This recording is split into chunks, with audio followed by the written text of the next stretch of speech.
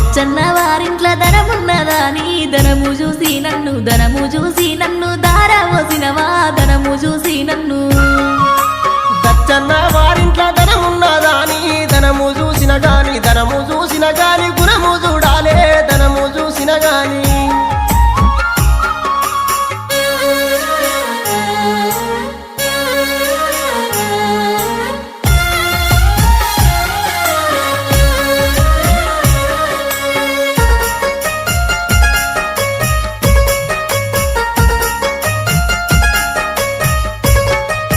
నల్ల వంకాయ కూర తిన్నావా తండ్రి నల్ల మొక